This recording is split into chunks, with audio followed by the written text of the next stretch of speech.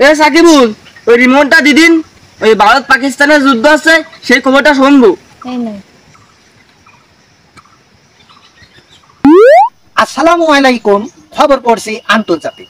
এখন আপনাদেরকে জানাবো ভারত বনাম পাকিস্তানের যুদ্ধের সর্বশেষ খবর। গত 3.5 দিন আগে ভারত বনাম পাকিস্তানের মধ্যে অনুষ্ঠিত হয় আন্তর্জাতিক টি-20 ফুটবল ম্যাচ।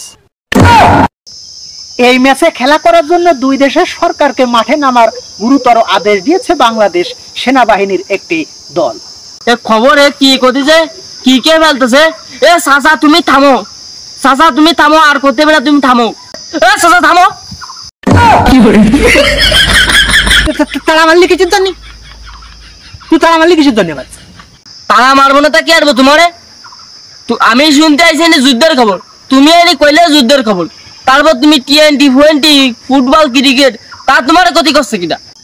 এদিকে আগুয়া আগুয়া এদিকে আগু আগু এদিকে আগুয়া। চাচা তুমি ভালো মুই ডায়ে নে, আমার মাইলে কিসের জন্য? তোরে মারবো নাকি ছাঁটবো? আমি এই ফুটবলের মানে ক্রিকেটের খেলা সেই খবরের কথা কয়ে বেড়াচ্ছি, তাহলে তুই সে কথা শুনেও তুই টিভিটা বন্ধ করলি না কিসের জন্য?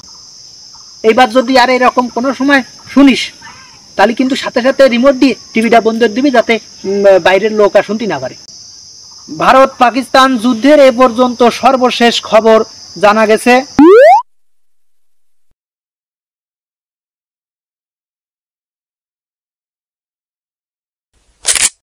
টিভি চলতে চলতে বন্ধ হয়ে গেল কিসের জন্য?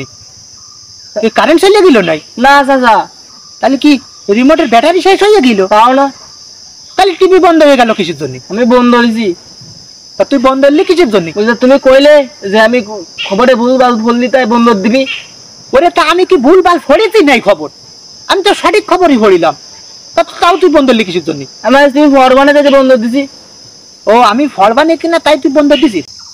এই এদিকে আয়, এদিকে আয় করছি। আমি তোমার কাছে যাবো না চাচা, দিলি তুমি মারবা না আমারই। তুই যদি না আসিস তাহলে কিন্তু টিভির মধ্যে বাইরে হয়ে কিন্তু তোরে আমি জন্মের ফেসা ফেস পানি। এদিকে আয়। চাচা তুমি এনে বসো, তোমার আসতে হবে না, আমি আসতেছি। তুমি আসলি ওই আমার নতুন টিভি বাইনকে যাবে না, আমি আসতেছি। ভারত পাকিস্তান যুদ্ধের সর্বশেষ খবর জানতে আমরা এখন সরাসরি চলে যাচ্ছি পাকিস্তানে। সেখানে রয়েছে আমাদের স্টাফ রিপোর্টার মোহাম্মদ রিফাত। চাচা আমি আবার পাকিস্তানে গেলাম কোন সীমা? আমি তো তোমার সামনে বসে পাকিস্তানের খবর টিভিতে দেখতেছি।